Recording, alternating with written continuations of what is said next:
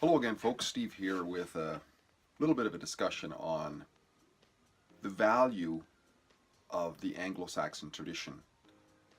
I think it's that there's a tendency to, yes, outreach to all the different ethnicities and all the different cultures of the world, and how there's great value in store with all of them.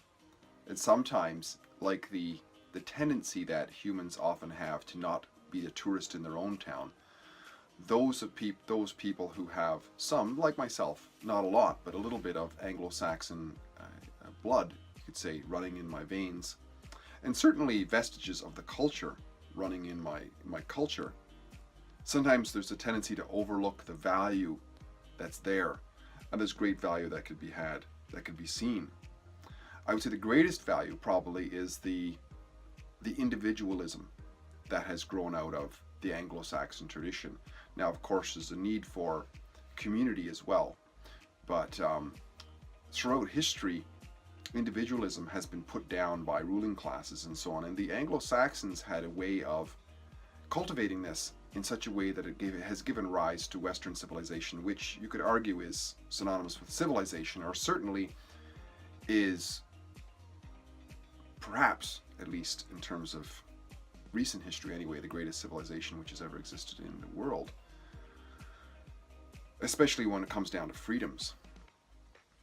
Now, I want to talk specifically about the rule of law, because this stands in contrast to the rule of a demigod, or of a brute force individual, or certainly of any sort of cult of personality that has dominated history in terms of how things get done on a grander scale as a community.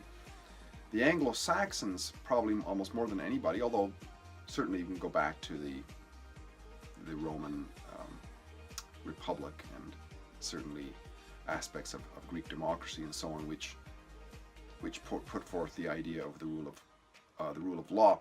But still, I think there were the gods, right? Which, if you had a priestly class who could claim to be the arbiters, or the sort of the translators of the messages of God, and then ruling classes that would, cobble together these priests and get them to say that, well, we'll talk through the political classes, then it always eventually turns into a dictatorship of some sort, which we see throughout history. The Anglo-Saxons, on the other hand, they were individuals, you could say in some ways, and they, as a result of that, perhaps we eventually got the separation of church and state. But it wasn't only the Anglo-Saxons. But that's a bit of a long prelude into what I wanted to talk about. I just read online here some of the history with regards to a certain aspect of the Anglo-Saxons, which is that they, in the 5th century, the Anglo-Saxon period, by the way, is considered to be from about the 5th century to about the Norman Conquest, which was about the 11th century, in what is now Great Britain, or the British Isles. And these guys came over from Europe somewhere, settled in these hinterlands, and they developed little communities. But they were, especially the ones that were known as free men, these were people who, you could say, didn't have as great of a concept of a ruling class above them. So they were very much individualistic.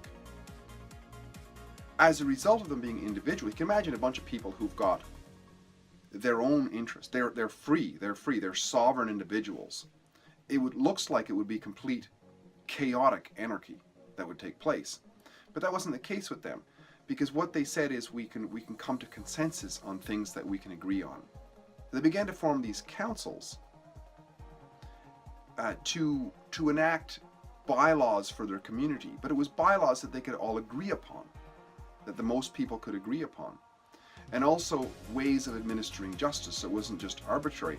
So as you can see there, once they agreed upon procedures and law, they could live under that rule of law, but it was law that they had agreed to. It wasn't imposed upon them from a greater king or whatever. This began to spread throughout the land, as you can imagine.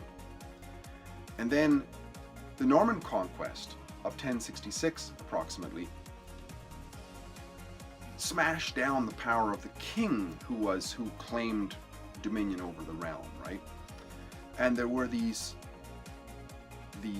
powerful brokers within the hinterland called barons who adopted some of the aspects of the free men. In other words, they claimed dominion of their domain without necessarily recognizing the power of the king. I mean, they would, if the king was to threaten them hard enough, probably they would submit, but nevertheless they operated like they were basically sovereigns. And as a result of this diminished power of the king and this rising power of these free sovereign individuals, these barons, being opportunists, took advantage of that and formed a council, which by the time the 13th century came along, there was what was known as I think it was called the Great Council of Barons, which the king had to consult in order to make his proclamations. So they became the advisors to the king. So you can see that there is an upsurge, a grassroots upsurge of individuals who want to wrestle control from the king. And these barons, in centuries after that, they developed the early parliamentary procedure, which is, rather than just somebody dictating what's going on, we're going to have a system of consensus that we're going to come to some sort of a democratic result of what it is that we want, and then we put that forth to the king for his stamp, and we go forward from there. Well, this was still rather dictatorial, especially if you were a commoner down in the baron's domain somewhere, and they began to rabble-rouse to want to put forth their representatives for the baron. And this is what came to be known as the House of Commons. These were the commoners who would elect a representative, send them to the House of Commons. Then there was the House of Barons, which eventually became known as the House of Lords in England, and in places like Canada, the Senate. So you have three levels. You have the House of Commons, which was the commoners, the great unwashed, and then the washed, which was the barons, so everything flowed through them as a filter. And then once it was filtered through them, it could get its regal stamp put on it, ascending to the law of the land, the rule of law, in other words. Now, that's how it came about. But the problem is, with all of this, is all this variety of how to actually do it. And this system made its way across the Atlantic in the New World, and it was found first to exist in something called the Virginia House of Burgesses in I believe it was around the 17th century, the earliest legislative body in Americas. And over time, one Thomas Jefferson, who most people will recognize that name, he began to see this as valuable, yes, but the problem is that everybody was running on their own interpretation of it. And what would happen is that in these legislative bodies, whoever was in charge, whoever was the chairperson or the Mr. Speaker or whatever of the day, he got to make up some of those rules. So he could pervert the laws, the course of justice, and he saw this as a great possibility for corruption. So he was the first one that's known, or at least reported according to this, to have documented and laid out, spelled it out in a written document in the Americas to put forth in the legislatures and eventually into smaller communities and so on, in order to how to conduct a public meeting of free men, because that was early America, was everybody was a free man, basically, right? That was the concept of a republic. Everybody is sovereign, but you submit to the laws that you agree to. So he did that, but then as a result, in America, there was a great diversity of religions and so on, and also great diversity of ways of doing this. Another example would be the Cushing's parliamentary procedure, which came out around that time, or shortly thereafter. But this story leads to a guy named Henry Robert, and who, in about 1860, he was, well, first of all, he was a West Point graduate and a military officer, greatly respected in his community, and he was asked to chair this meeting of his community in a church somewhere, and it was a disaster for him. I don't know what the story was, but it was along the lines of pretty much almost broke out in a gun battle, because you had hot-headed freemen who want to push things their way, and nobody with any sort of semblance of order. So he committed to never put himself in that situation again until he learned parliamentary procedure. He was an educated man, so he set himself about finding out as much as he can about parliamentary procedure through books and whatnot. And as he traveled around the country, he began to notice how everybody did it their way, and everybody had the right way in their mind. So it was basically, in his mind, it was like parliamentary chaos or parliamentary anarchy.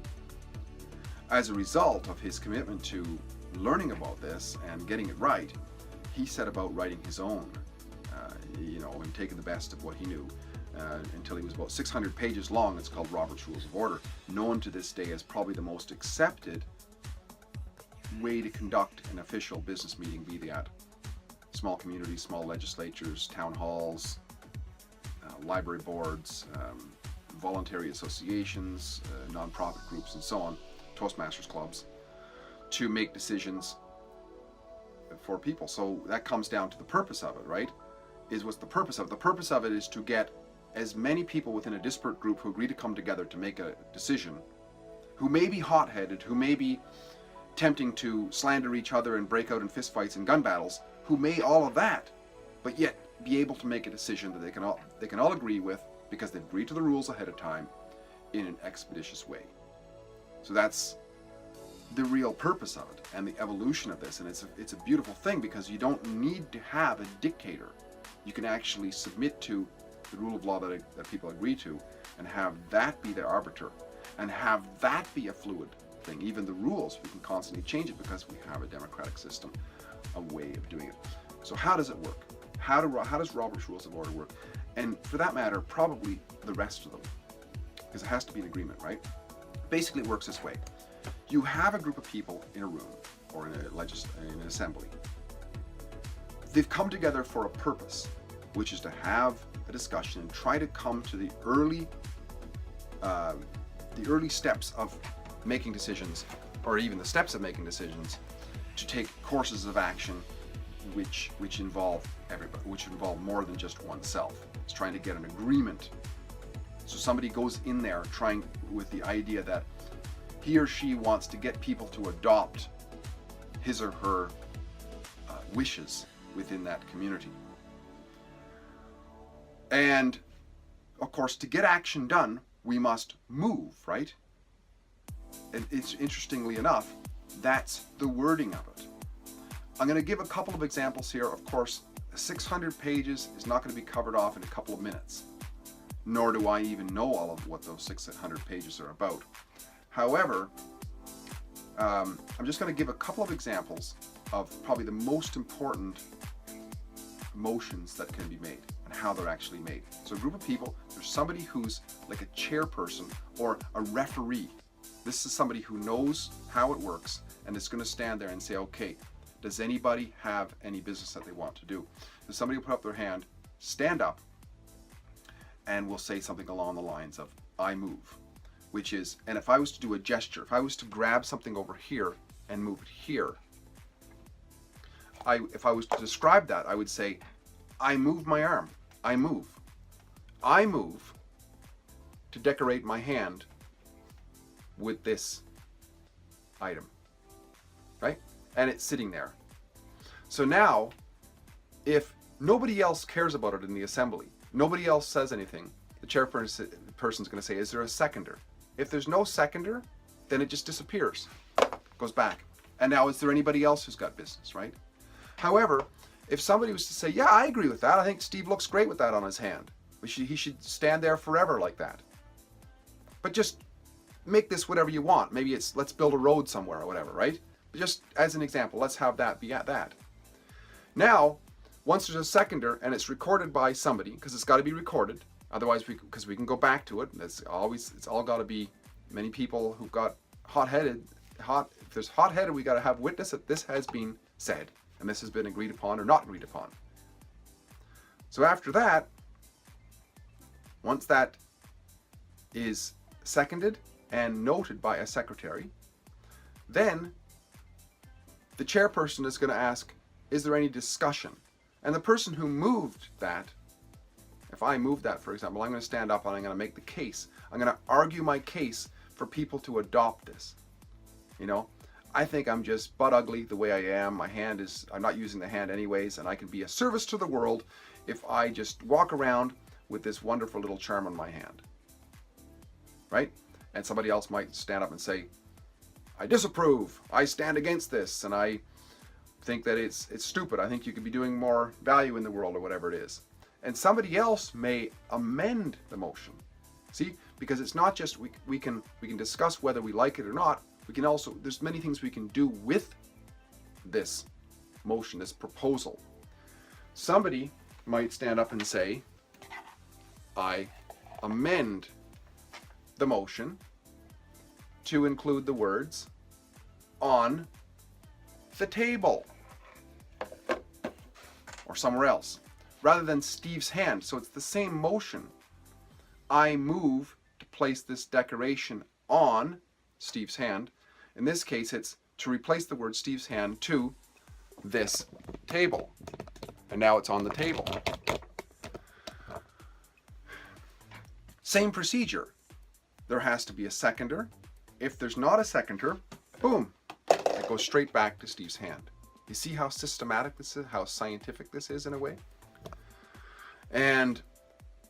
But if it stays, there's discussion, but it's focused discussion.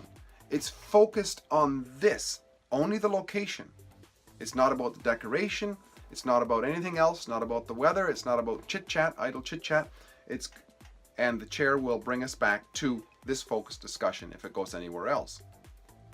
And if the amendment is rejected, it's rejected. If it's accepted, it's accepted, or whatever.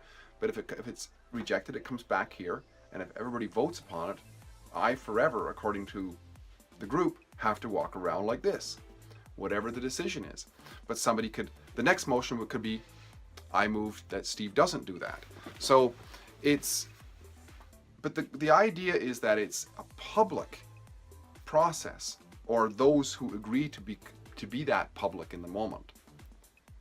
And it's agree to the rules of the process and then agree to the outcome. Otherwise, you're not in the group, basically, right? That's the rule of law, the origins of it. And of course, it gets perverted over time, but nevertheless, it remains. And Robert's Rules of Order, I think it's a good thing to learn. It's a good thing for us to learn in terms of the origins of our respect for the rule of law, generally, and how the nature is, of course, to pervert it, because it's a big hassle for people who don't want to use law, don't want to live under laws, but want to use them to go after other people, as we see so often. But I think it's valuable to see the history of what we've got from the Anglo-Saxons. It's interesting to look at the purpose of why they wanted to do this. And it's also important to understand a little bit about how it actually works, because it's very systematic, it's very scientific, it's very following a procedure, and it's effective. You can see that, eventually, in part because of this, the British Empire ruled most of the world, and the freedom of free enterprise and the free markets were partly an outcome of this, and we have prosperity in the world largely, to a great extent anyways, because people actually could get along and create contract, and so this is the origin of contract in a way too, partly at least the enforcement of it, and the respect for contract, because contract, of course, is voluntary rule of law. It's the law that we've made in the moment to agree to something. I think it's fabulously important, and it's also important for us in terms of the Intergenie project, to see that the potential for humanity to come up with things and not have to club each other over the head, that we can get along and we can create organizations and create enterprises which are based on voluntary exchange of ideas and efforts. It's fabulous, I think.